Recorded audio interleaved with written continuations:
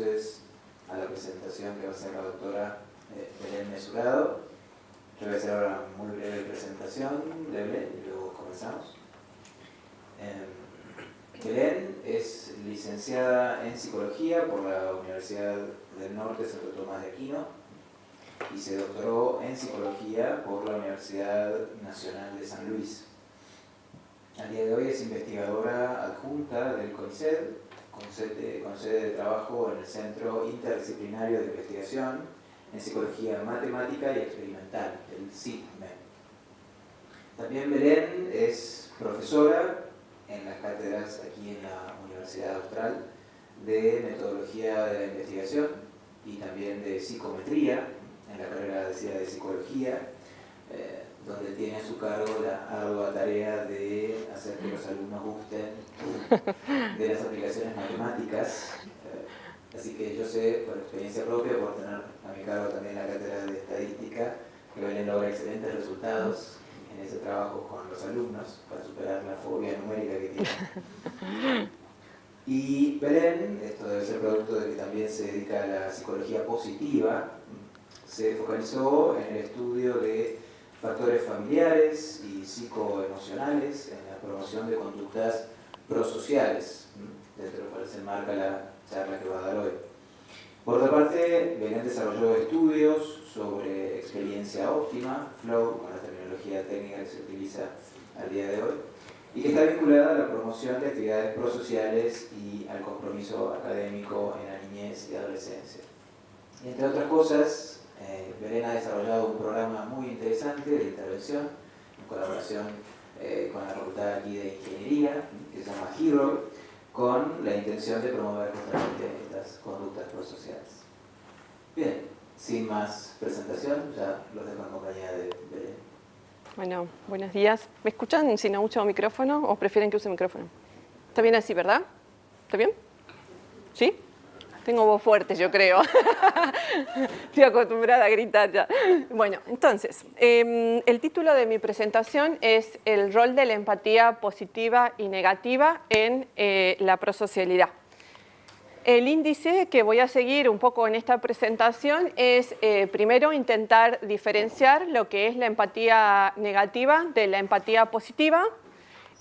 Por otro lado, voy a dar algunas definiciones de prosocialidad para enmarcar el estudio. Y luego voy a mostrar dos estudios que nosotros realizamos acá en Argentina. Uno, el primer estudio, el objetivo es analizar la relación y la influencia de la empatía, de los distintos tipos de empatía sobre prosocialidad, y ahí lo voy a dividir en dos subestudios, podríamos decir. El primero es un estudio transversal en el que intento justamente estudiar la relación de estas variables utilizando autoinformes en una muestra de niños específicamente. Y en el segundo estudio voy a utilizar un diseño más de tipo experimental intentando analizar la influencia que tienen los distintos tipos de empatía en la conducta prosocial de los chicos. Después voy a presentar un segundo estudio que está focalizado en adolescentes, donde voy a incluir otras variables intentando analizar el rol de la atribución y de la empatía sobre dos variables. Por un lado, la prosocialidad y por otro lado también el costo emocional que viene asociado a una conducta de tipo prosocial. Aquí lo voy a dividir en dos estudios. Voy a analizar la relación de estas variables en dos targets o dos objetivos, ¿no? La conducta prosocial dirigida hacia un extraño y después voy a repetir ese mismo estudio, pero focalizado en la conducta prosocial hacia una persona conocida, en este caso específicamente un amigo. Y por último voy a presentar algunas consideraciones finales a modo de conclusión, bueno, o para abrir también un poco el debate y poder charlar con ustedes de estos temas, ¿no? Bueno, lo primero, dentro de la empatía, como suele pasar en psicología, no hay una única definición de la empatía. Yo las agrupé en tres grandes grupos, las definiciones de empatía, porque me parecen que algunas definiciones están más focalizadas en la emoción, Otras definiciones de empatía se focalizan más en una combinación emoción y cognición. Y un tercer grupo de autores que van a incluir a estos dos componentes, cognitivo y emocional, un componente también de tipo comportamental, en la definición de la empatía. Entonces, una primera definición que voy a dar, voy a utilizar la definición de Brenda Bryant. Es una definición muy usada en el ámbito de la psicología y ella la va a definir a la empatía como una respuesta emocional vicaria a las experiencias emocionales percibidas de los demás, y el énfasis está en la capacidad de respuesta emocional más que en la precisión de la percepción cognitivo-social. Es decir, esta autora va a reconocer que la empatía surge en cierto modo desde una percepción, o sea, desde un aspecto cognitivo, pero va a decir que el aspecto más importante de la empatía va a ser justamente la respuesta emocional.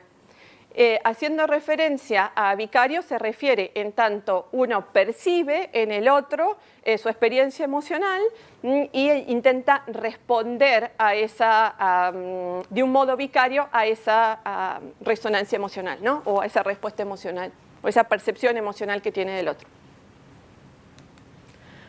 Una segunda definición que voy a usar dentro del grupo de los autores que ponen su foco dentro del aspecto emocional de la empatía es la de Nancy Eisenberg. Nancy Eisenberg es una autora muy conocida, se dedicó muchísimo al estudio de la empatía y la prosocialidad, y ella va a decir que la empatía es una respuesta afectiva también que surge de aprender y comprender el estado o condición emocional de otra persona. Pero acá va a agregar un componente más. Va a decir que para que sea realmente una respuesta o una emoción empática, ¿no?, uno tiene que tener idéntica o muy similar emoción hacia la otra persona. Es decir, si una persona está triste, para que yo empatice con esa persona, significa que yo también tengo que experimentar tristeza. Básicamente esa sería la idea. De nuevo, esta autora también reconoce el aspecto cognitivo de la empatía, pero su foco está puesto, o van a decir que lo más importante de la empatía va a ser la respuesta afectiva, ¿no? Ella también tiene otro concepto en el que diferencia la empatía de la simpatía.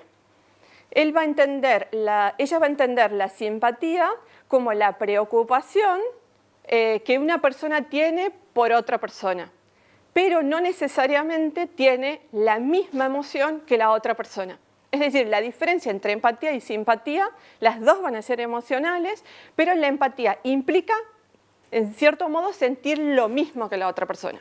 En cambio, la simpatía implica tener una respuesta emocional hacia otra persona, pero no necesariamente significa sentir lo mismo. Se manifiesta más bien como una preocupación por el otro. O sea, yo me preocupo por la situación que otra persona está experimentando. ¿Se entiende hasta acá, verdad? ¿Sí? Ok.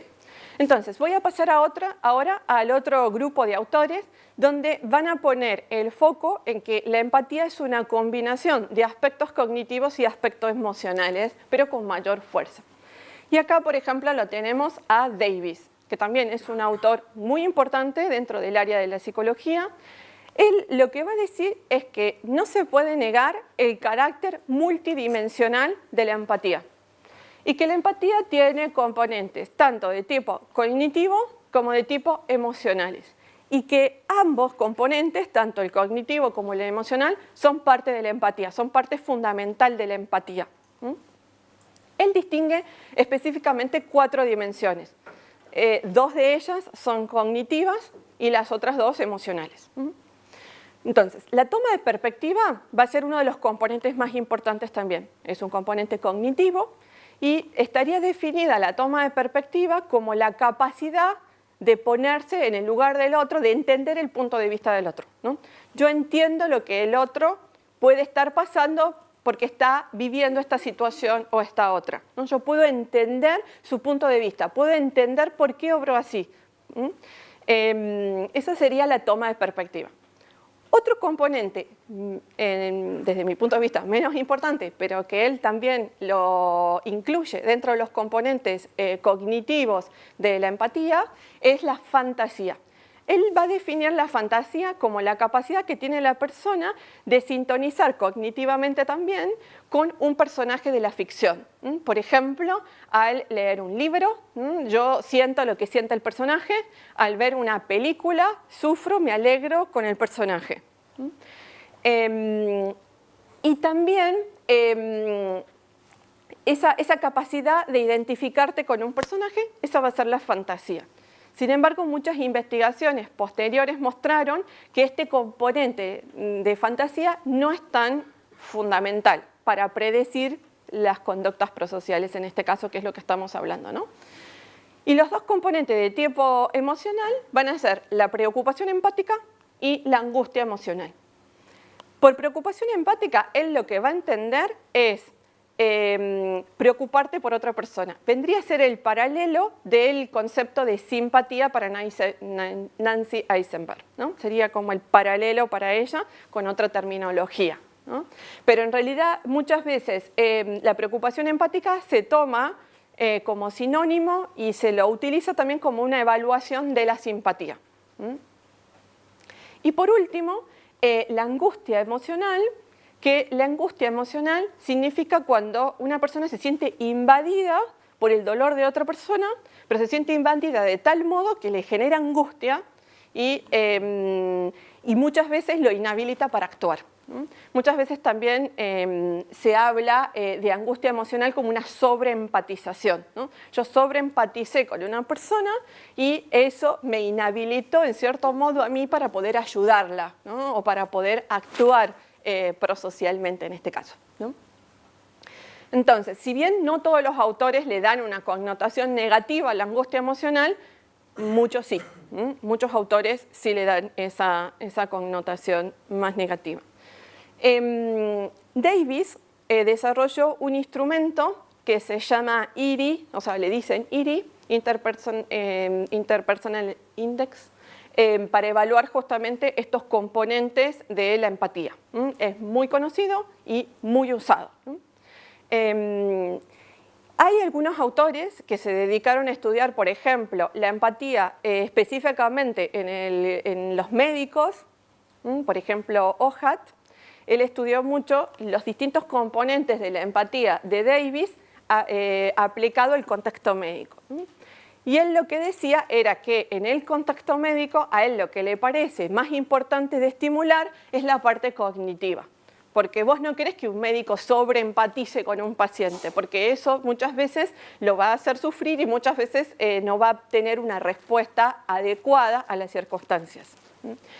Entonces él pone el foco de que en el entrenamiento de los médicos es necesario fomentar el aspecto cognitivo, la toma de perspectiva dentro de esta teoría, podríamos decir.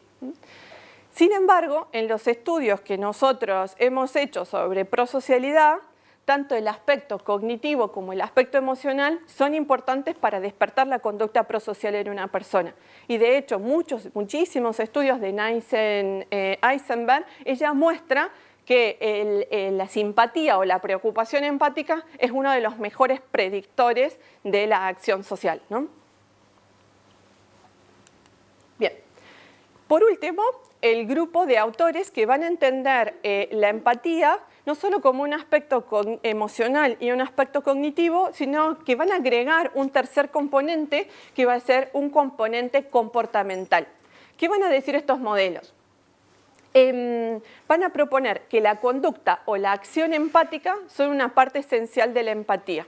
Ellos van a decir, si después de empatizar con una persona, yo no logro tener una acción empática frente a esa persona, no es una verdadera empatía. O sea, si yo me quedé simplemente en sentir lo que el otro siente, pero no produjo un cambio comportamental en mí dirigido hacia esa persona, no va a ser una verdadera empatía. Estos modelos están basados en ciertos estudios neuropsicológicos. Por ejemplo, los estudios de Reid. Ella es una investigadora australiana, que es la que está por acá. ella desarrolló también algunos métodos sencillos para medir estos 3 componentes en niños a través de historias. Entonces le presenta un caso hipotético a un niño y después le va preguntando qué piensa ese niño en esa situación para evaluar el aspecto cognitivo, qué siente ese niño para evaluar el aspecto emocional y qué podría hacer ese niño para resolver esa situación o qué haría él para evaluar la parte comportamental del chico, ¿no? Y nosotros, bueno, Cristina Rilló y todo el equipo nuestro de trabajo, también hemos desarrollado un test basado un poco en esta teoría, donde evaluamos distintos aspectos cognitivos, emocionales y comportamentales también de la empatía, ¿no? Donde evaluamos, por ejemplo, todo lo que tiene que ver con el reconocimiento emocional propio, el reconocimiento emocional de los otros, la toma de perspectiva, por supuesto, ¿no? El contagio emocional y también la acción empática, evaluada como qué haría esa persona si está en una situación u otra, ¿no? Esto es a través de autorreporte siempre. Bien, entonces, hasta aquí un poco lo que podemos ver es que muchas de estas definiciones de empatía podrían aplicarse tanto a la empatía positiva como a la empatía negativa. Es decir, cuando una persona empatiza frente al dolor de otra persona o también cuando una persona empatiza frente a la alegría o al éxito de otra persona. Pero la mayoría de los estudios sobre empatía se focalizaron específicamente en el estudio de la empatía vinculado hacia las emociones negativas de otra persona o frente al sufrimiento de otra persona.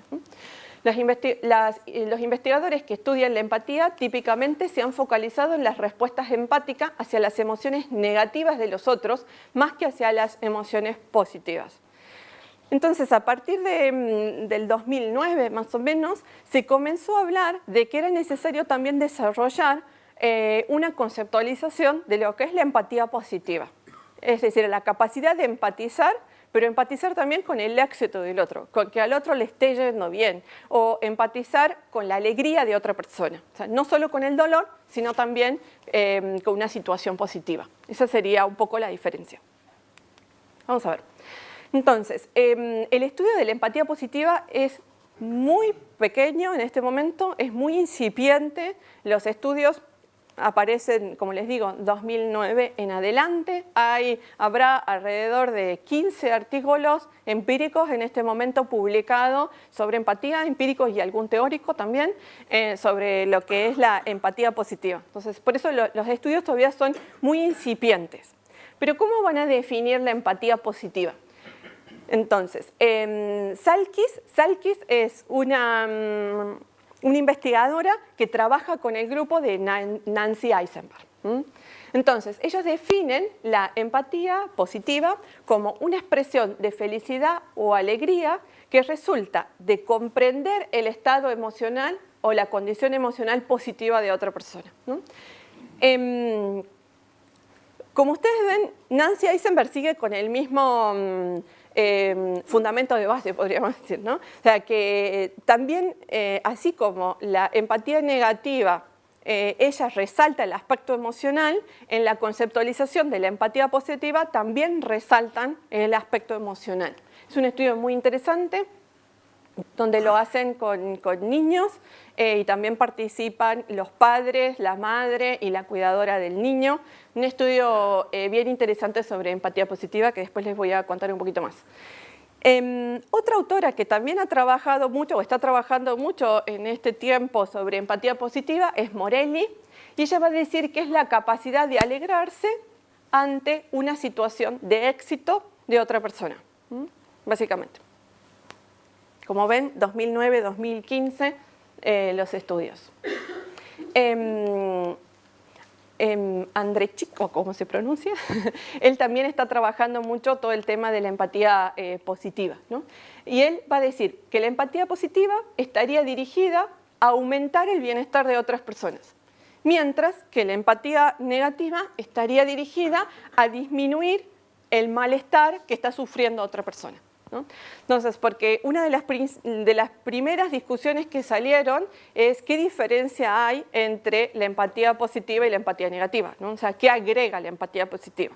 Entonces hicieron algunos estudios empíricos mostrando que si bien tanto la empatía positiva como la empatía negativa están relacionados, son constructos diferentes. Y él justamente en uno de los estudios que tiene, lo que mostró específicamente es que la empatía positiva siempre está dirigida a aumentar el bienestar de otra persona, mientras que la otra a disminuir un malestar o un sufrimiento de otra persona.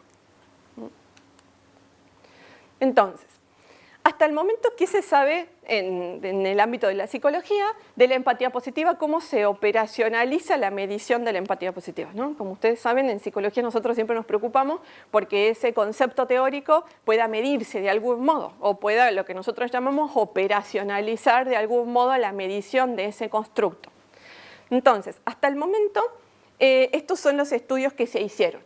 El de Salkis, que ya les había mostrado, del 2009. Ellos trabajan con niños muy pequeños, niños de 3 años, y uno de los métodos que utilizaron para la evaluación de la empatía positiva fue que el niño entraba a una sala donde estaba el experimentador. El experimentador interactuaba brevemente con el niño y de repente entra alguien, un extraño, a la habitación y el experimentador recibe un regalo.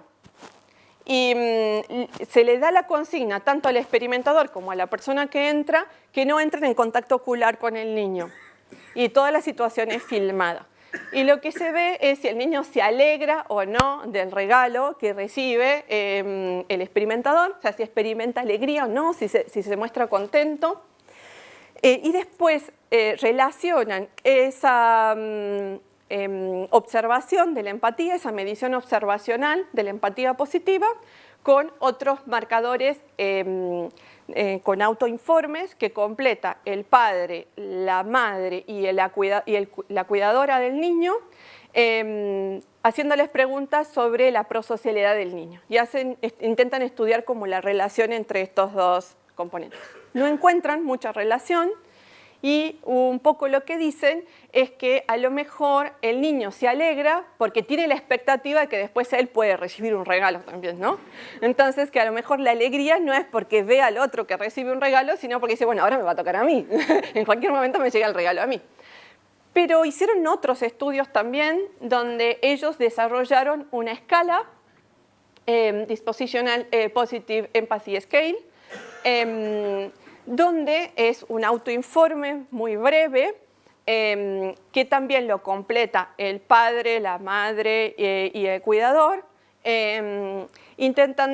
preguntándole distintos comportamientos habituales del niño en relación a estas temáticas, ¿no? Y ahí sí encuentran correlaciones con las conductas comportamentales, con la conducta prosocial de los chicos, ¿no? Hay otro estudio también de Morelli. Morelli desarrolló su tesis de doctorado en este tema, tiene varias publicaciones sobre este tema, hizo también estudios más en neurociencias sobre esta temática, pero ella también lo que hace es desarrollar una escala para medir el comportamiento, la empatía positiva en los chicos, ¿no? Y hay una adaptación también, no sé si es al chino o el japonés, de la misma escala utilizada en estudiantes universitarios. Y Andrew usa otro tipo de metodología que es a través de historias. Les hace leer a los participantes unas historias y los estimula para que empaticen positivamente o negativamente con la persona, ¿no? Esas son en realidad las metodologías que hasta ahora hay, al menos en el ámbito de la psicología, para evaluarlo. Como les digo, hay algunos indicios, dos en concreto, si no me equivoco, por lo menos todo lo que yo leí, dos estudios donde quieren estudiar el aspecto más neuropsicológico, podríamos decir, de la empatía positiva y negativa. Morelli tiene un estudio donde, con resonancias magnéticas funcionales, donde ve si se les presenta un estímulo de una foto de una persona que está triste y una persona que está alegre, o sea, distintas emociones, emociones negativas y emociones positivas, y quiere ver si hay activaciones diferentes, etc. No encuentra mucha evidencia. Sí, este otro autor, por el contrario, hace algunos estudios, pero estimulando a la persona a que empatice, y ahí se ven como mejores diferencias. Bueno, pasando un poquito a la prosocialidad. ¿Por qué nos interesa la prosocialidad? Porque se sabe en distintos estudios, muchos estudios en distintas partes del mundo, estudios transversales, estudios longitudinales, estudios experimentales, que la empatía es un promotor importante de la conducta prosocial. Cuando nosotros hablamos de conducta prosocial en psicología, ¿qué queremos decir? Primero, son acciones voluntarias, es decir, una persona no la puedes obligar a que tenga una conducta prosocial, o sea, tiene que partir de la persona, querer ayudar a otra. Que tiene la intención de ayudar o beneficiar a otro individuo o grupos de individuos. Los autores diferencian lo que es la conducta prosocial de la conducta altruista. Hay algunos que piensan que es lo mismo, otros autores piensan que no es lo mismo. O sea, yo me paro más en esta postura. La diferencia sería que la conducta prosocial es toda conducta tendiente a ayudar a otro, pero independientemente de la intención que vos tengas al ayudar. Ahora vamos a ver algunas teorías que muestran distintos tipos de intenciones también al ayudar a otra persona. Versus una conducta de tipo altruista, donde hay una motivación intrínseca al ayudar y hay uno ayuda desinteresadamente, sin buscar ningún beneficio personal, ni ningún beneficio secundario a esa conducta de ayuda.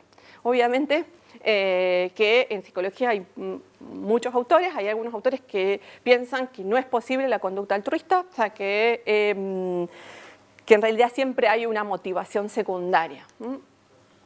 Bueno, simplemente como para mostrar, es imposible obviamente en una hora abarcar todos estos estudios, pero lo que sí les quería hacer como un breve recorrido de algunos autores, algunas pinceladas de la evolución de la empatía, ¿cierto? Perdón, de la conducta prosocial, ¿no? Entonces, a mí me gusta mucho este autor, Warneken, Felix Warneken, es un investigador alemán que estuvo trabajando hasta hace muy poquito en Harvard, ahora se mudó a la Universidad de Chicago, y él tiene muchos estudios con niños muy pequeños para ver si la conducta prosocial es producto de la influencia social o si hay alguna predisposición en la persona natural, podríamos decir, a ayudar, ¿no? A partir de los estudios que él hace, él se da cuenta que a partir de los 14 o 18 meses de edad aparecen ya en el niño conductas de ayuda, que él le llama conductas de ayuda instrumental. Y él va a decir que son como las primeras conductas rudimentarias del desarrollo de la conducta prosocial o la conducta altruista en los niños. Entonces, sus experimentos consisten en que hay un niño, o sea, llevan un niño niños pequeñitos, digamos, de estas edades, a una cámara Gesell, sí, ¿no? Una cámara Gesell, donde vos podés ver detrás del vidrio lo que está ocurriendo. Bien, entonces, a una cámara Gesell está la mamá del niño, el niño pequeño y un experimentador. Están los videos en YouTube, son muy divertidos si lo quieren ver, y en la universidad también los tiene colgados. Bueno, entonces, uno de los primeros experimentos que hacen es que él está colgando, hay una soga y está colgando ropa con unos broches en la soga. Y está el niño ahí, no lo conoce al experimentador, primera vez que lo ve, pero el niño está con su madre. Entonces, él simula que se le cae uno de los broches al piso y sin pedirle ayuda al niño, el niño se levanta, agarra el broche y se lo alcanza, ¿no? Entonces, bueno, le discute porque dicen que a lo mejor él, al estirar la mano o al querer agarrar el broche, el niño entiende que le está pidiendo ayuda, entonces por eso el niño ayuda. Entonces, él hace otro tipo de experimentos, en el que también la misma situación, él va con una pila de libros muy grande hacia un placar que se abre fácilmente, ¿no? Y él, sin que le pida ayuda, él hace como que choca frente al placar y el niño se para y le abre el placar, ¿no? Y va haciendo otro tipo de estudios en el que al experimentador se le cae un vaso, después le pone algunas complejidades al niño en que le pone un montón de juguetes y cosas divertidas y el niño deja todos los juguetes y se va corriendo a alcanzarle el vaso o unos marcadores al experimentador, sin que el experimentador le pida ayuda. Entonces él lo que va a decir es que si bien son indicios muy sutiles o muy pequeños, pero que ya son indicadores de que existe la conducta prosocial en los chicos sin que haya una influencia social tan importante, ¿no? Bueno, hay otros autores que dicen que a partir, Brownwell, por ejemplo, que a partir de los 24 o 25 meses ya aparecen otras conductas un poquito más sofisticadas en los niños, como la cooperación o poder compartir con otros. Entonces hace experimentos también con el experimentador y el niño reciben un tupper. Dentro del tupper uno tiene un sándwich, el otro no tiene nada. Entonces a ver si el niño le comparte o no. Bueno, hacen distintos tipos de estudios de este tipo, ¿no?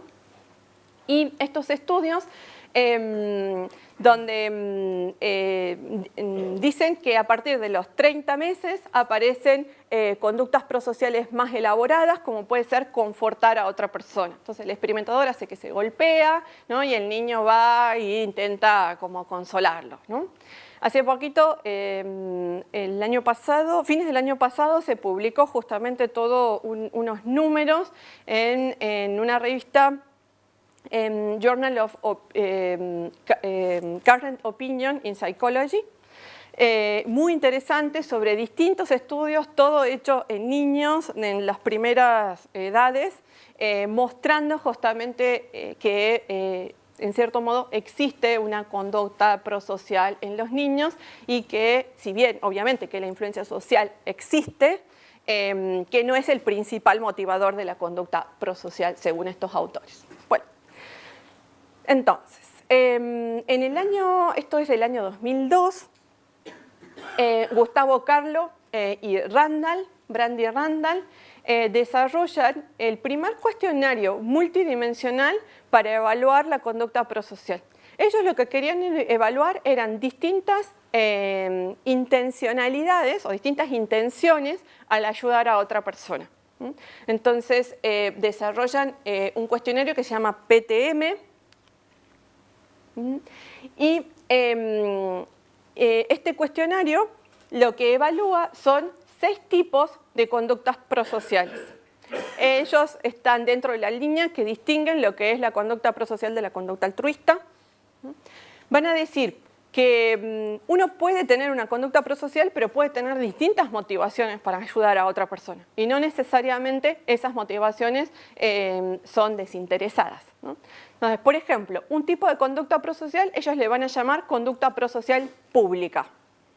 ¿Qué es la conducta prosocial pública? Es cuando yo ayudo a otra persona con intenciones secundarias, podríamos decir, ¿no? Bueno, yo lo ayudo ahora porque tal vez después yo puedo necesitar ayuda y me puede devolver el favorcito, ¿no? Yo lo ayudo para quedar bien, para que las personas piensen que yo soy buena, que soy colaboradora, para que me asciendan, no sé, lo que sea. Pero siempre hay como una intención oculta o más egoísta en el surgimiento de la conducta prosocial.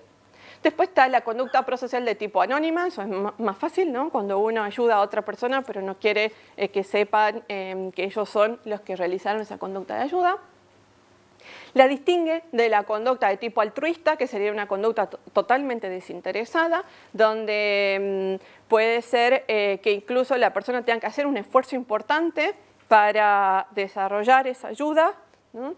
Y que a lo mejor él pierda algo, o sea, tenga un costo importante al ayudar a otra persona. Y después distingue estos tipos la conducta prosocial que surge frente al pedido de ayuda externo. A lo mejor si no me pedía ayuda yo no lo ayudaba, pero como me pidió no puedo evitar esto, entonces lo ayudo. La conducta prosocial de tipo emocional, yo me siento mal si no lo ayudo, ¿no? Y cuando lo ayudo me siento bien. Entonces en realidad lo hago por eso, porque yo en definitiva acallo un poco mi conciencia y lo ayudo. Y las conductas prosocial ante una crisis, que es una situación eventual, difícil, y de la cual es difícil evadirse, ¿no? Entonces yo lo ayudo. Nosotros trabajamos con este instrumento y publicamos en el 2012 este artículo donde nosotros lo que hicimos fue justamente un estudio psicométrico del instrumento en población argentina. Ellos habían validado este instrumento en población adolescente, nosotros lo quisimos usar tanto en población adolescente como en población infantil, y lo que descubrimos es que estos tres componentes de la empatía, de la conducta prosocial, el pedido de ayuda, el emocional y la crisis, no se diferenciaban empíricamente bien, ¿no? O sea, los distintos análisis nos llevaban a ver que estos tres componentes no se distinguían. Publicamos el artículo, ellos se contactaron con nosotros porque le habíamos corregido un poquito el modelo. Publicamos otro artículo en colaboración porque parecería que en las edades, en los niños, estoy hablando de niños de 9 a 12 años, no diferencian bien estos tres tipos de conducta prosocial, ¿no? En cambio, a medida que el chico va creciendo, ya adolescentes o universitarios diferenciaban mejor estos tipos de conductas prosocial e incluimos también ahí ya una población adolescente. Bueno. Por otro lado, es importante también tener en cuenta que además de hablar de la intencionalidad de la conducta prosocial, la intención que yo tengo al ayudar o no a otra persona, hay otros componentes, que es el contexto relacional que yo tengo con esa persona. Entonces, aquí hay muchos estudios hechos en adolescentes, principalmente por Padilla Walker y colaboradores, una investigadora de Estados Unidos.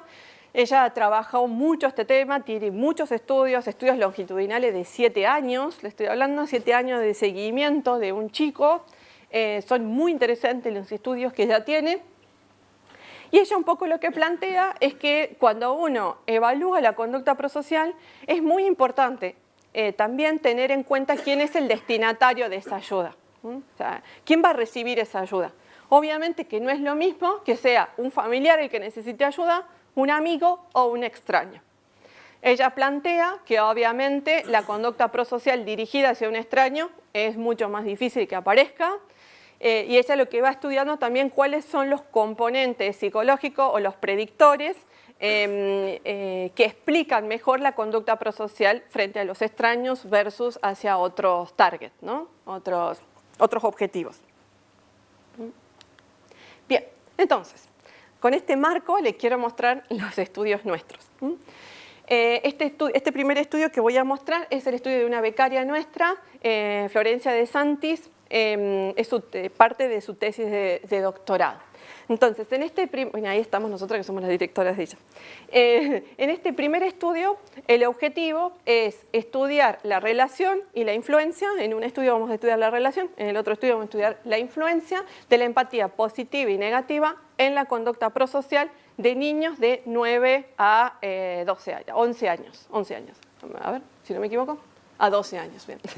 Bien, entonces participaron de este estudio 117 niños, el 55% eran mujeres, de nivel socioeconómico medio. En general nosotros para evaluar el nivel socioeconómico utilizamos una escala que se llama la escala de Graffar, donde no pregunta cuánto cobran tus padres, porque claramente un chico no lo sabe, y al mismo tiempo eso es difícil, digamos, de caracterizar el nivel socioeconómico de una persona a través de lo que cobra, sino se usa otro tipo de indicadores, como ser las características de su casa, el nivel educativo de la madre y del padre y la ocupación de los padres. Entonces, eso en general son indicadores un poco que nos aproximan mejor a la realidad del niño. Entonces, eran chicos de 9 a 12 años con una media de edad de 10 más o menos. Entonces, ¿qué hicimos en la primera parte del estudio? Bueno, por un lado, usamos el cuestionario de empatía que desarrollamos nosotros en el 2017, donde evaluamos estos distintos componentes, tanto cognitivos como emocionales y comportamentales de la empatía negativa. Después utilizamos una adaptación de Salkis de la escala de empatía positiva. En general son autorreportes. Entonces, obviamente que tenemos el consentimiento de los colegios, de las familias, de los niños para hacer estos estudios. Entonces, los chicos llenan una serie de cuestionarios preguntándoles sobre distintas situaciones habituales en sus vidas, ¿no? Y por otro lado, completaron el cuestionario de conducta prosocial de Padilla-Walker en una adaptación que nosotros hicimos también a la Argentina. Okay. ¿Qué encontramos? Hicimos 3 regresiones por bloque, en donde analizamos primero la influencia de la empatía positiva y negativa en la predicción de la conducta prosocial hacia la familia, después en una segunda regresión hacia los amigos y en una tercera regresión hacia los extraños. Entonces, en el primer bloque lo que nosotros analizamos fue, intentamos controlar el sexo y la edad del niño. ¿Por qué? Porque hay muchos estudios que muestran que hay diferencias estadísticamente significativas en las mujeres que en los varones, tanto en las conductas empáticas como en las conductas prosociales, ¿no?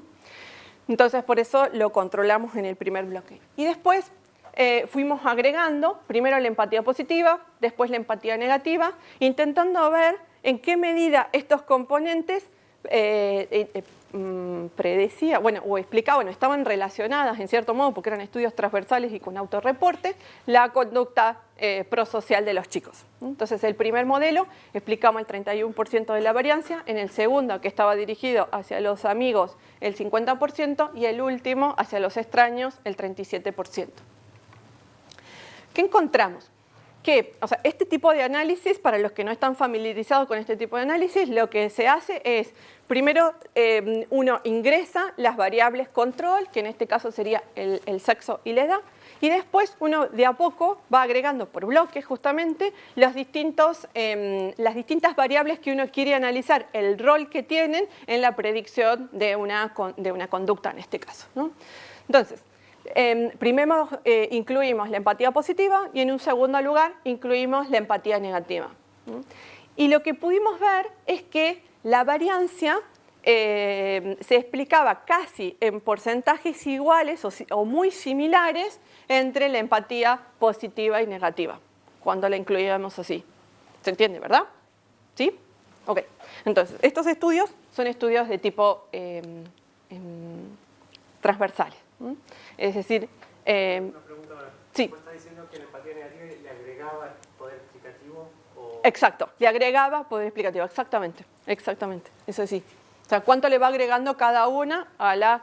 O sea, de ese 50%, por ejemplo, o de ese 30%, ¿qué proporción iban agregando estas variables? Exactamente. Bien. En un segundo estudio, lo que nosotros intentamos hacer es, utilizar otro tipo de metodología que no sea simplemente el autoinforme. Entonces se nos ocurrió desarrollar este modelo. Trabajamos con historias. Entonces nosotros teníamos los niños, los dividimos, eran del mismo curso, al azar, dividíamos niños que participaban de un estudio y los otros niños que participaban de otro estudio.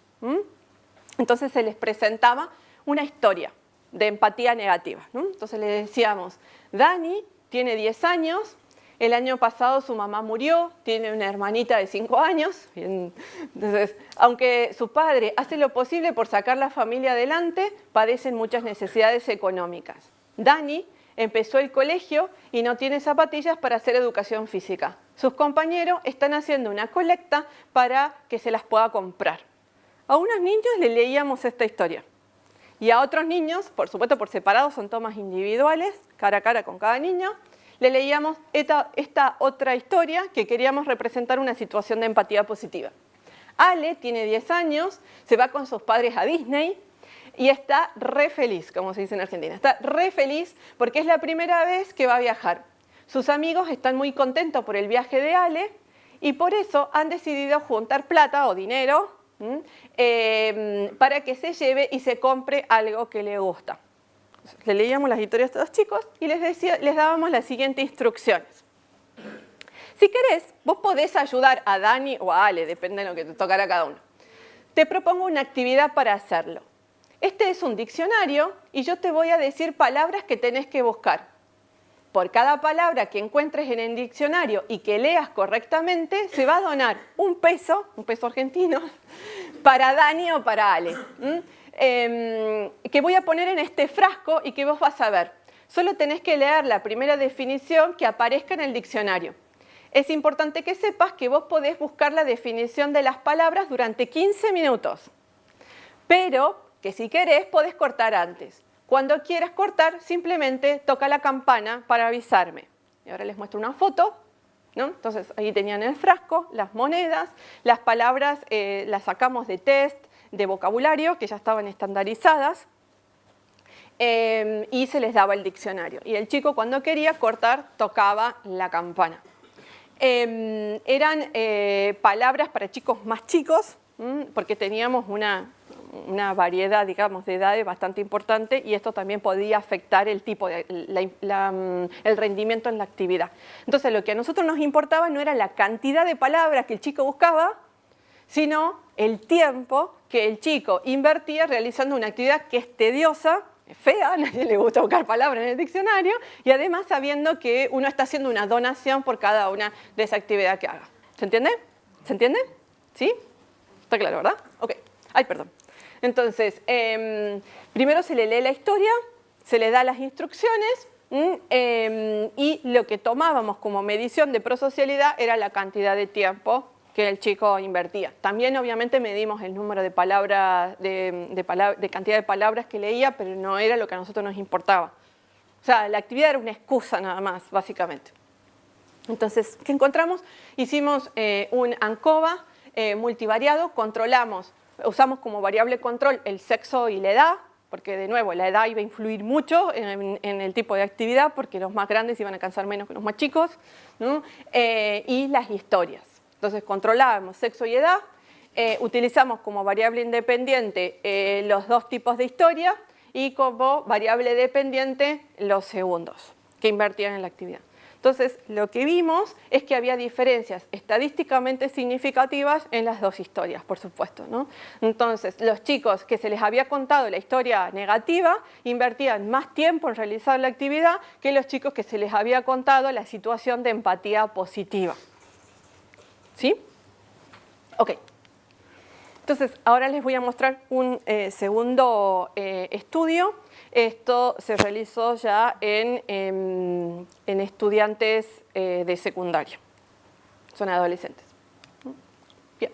El objetivo fue estudiar la influencia de la empatía negativa y positiva, y acá incluimos una variable más, también la atribución, el tipo de atribución que yo hago hacia el otro, si la otra persona se merece o no que yo la ayude, dicho en pocas palabras. O sea, ¿qué atribución hago yo? Una atribución positiva es que la otra persona entre comillas, se merece que la ayude, y la de empatía negativa, bueno, no sé, tal vez no se merece tanto que yo le ayude, ¿no? Y cómo ese interjuego de variables influye sobre la conducta prosocial, y fuimos un poquito más allá también sobre el costo emocional que implica ayudar a una persona. Entonces, son dos estudios. El primero está focalizado, estas variables las estudiamos específicamente vinculadas hacia la conducta prosocial de los extraños, y después repetimos exactamente el mismo estudio cuando el objetivo de la conducta prosocial era un amigo. Bueno, el primer estudio. Entonces, aquí participaron 179 adolescentes entre 12 y 14 años de nivel socioeconómico medio, con una media de edad de 13 años. Entonces, utilizamos también las historias, y la historia dice así. Entonces, lo que está en negro, acá eran 4 grupos. 4 grupos de alumnos. Estos alumnos los dividíamos en 4 grupos. Uno se les leía una historia de empatía positiva, a los otros se leía una historia de empatía negativa, pero además jugábamos también con la atribución. Entonces, lo que está en negro se le leía a todo. Lo que está en rojo se le leía a un grupo, y lo que está en azul se le leía al otro grupo. Entonces, Ale Gutiérrez tiene 16 años. El año pasado su padre se fue de la casa y no volvieron a tener noticias de él. Aunque su madre hace lo posible por sacar la familia adelante, padecen muchas necesidades económicas. En los últimos meses, el humor de Ale cambió, se convirtió en una persona callada y solitaria. Suele enojarse con facilidad y responde de un modo muy agresivo a sus compañeros de escuela, y también llegó a golpear a su madre. a un grupo se le leía lo que está en rojo. Recientemente los médicos descubrieron que esos cambios de humor y de comportamiento de Ale se deben a que comenzó a consumir drogas. El consumo de sustancia hace que Ale pierda el control y ahora necesita ayuda económica para poder pagar el tratamiento. Y a los otros se les leía. Recientemente los médicos descubrieron que esos cambios del humor y del comportamiento de Ale se deben a que le encontraron un tumor en el cerebro, esta enfermedad. Entonces, en una de las historias manipulamos la atribución de dos modos. Por un lado, en la atribución negativa es donde, en cierto modo, la persona tiene una cierta... se le puede atribuir una cierta intencionalidad. Él quiso empezar a consumir drogas, ¿no? En el otro, no hay, entre comillas, una culpa propia, ¿no? Sino que le viene dada la situación, en cierto modo. Sí, ¿verdad? ¿Está claro? Ok, vamos a ver. Entonces, después se le presentaba esta foto a los chicos. A otro grupo se le presentaba una historia de empatía positiva. Dani López tiene 18 años, es extraordinariamente hábil para el estudio, tiene mucha capacidad para las matemáticas. Durante su infancia, tanto sus padres como sus maestros veían que sobresalía mucho entre sus compañeros de clase. Siempre fue una persona muy egoísta con sus conocimientos y no suele ayudar mucho a sus compañeros con el estudio. Acaba de terminar la secundaria y una universidad de Estados Unidos está dispuesta a darle una beca para que haga la carrera de matemáticas en esa prestigiosa universidad. Sin embargo, la beca no cubre el pasaje aéreo a Estados Unidos, por eso está recolectando dinero para ayudarlo a pagar el pasaje para que pueda cumplir su sueño, ¿no? Y en el otro caso, le decía, siempre fue una persona muy generosa con su conocimiento, suele ayudar mucho a sus compañeros con el estudio, etc., ¿no? Entonces acá manipulábamos la atribución y las dos historias de empatía positiva y negativa. A los chicos se les presentaba solamente un caso, por supuesto, ellos no sabían que tenían historias diferentes y a los otros se les presentaba esta foto. Acá está un poquito, un poquito corrida, pero bueno. Entonces, en síntesis, era, por un lado, las historias de empatía positiva y negativa y también la manipulación de la atribución dentro de la historia positiva y negativa. Por otro lado, se evaluaba la conducta prosocial de la persona utilizando una escala de Peterson y Seligman para evaluar la conducta prosocial hacia ese target específico, que en este caso era un extraño. Y después, utilizando también un procedimiento que utilizó Cameron en unos estudios de él, también con historias, les preguntaba cuán emocionalmente agotador o cuán difícil sería para vos ayudar a tal persona o a tal otro, ¿no? Para evaluar el costo emocional implicado en la situación. Bueno, acá también hicimos una ANCOVA. Controlamos el sexo y lo que encontramos fue diferencias estadísticamente significativas en el tipo de empatía. O sea, los chicos en general tendían a tener una conducta más prosocial frente a una situación de empatía negativa que frente a una situación de empatía positiva. Y por supuesto, la atribución vimos que tenía una mayor fuerza justamente en la explicación de estas diferencias, ¿no?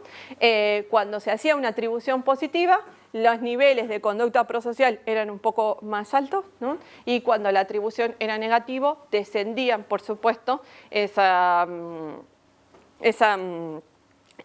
tendencia a ayudar, ¿no?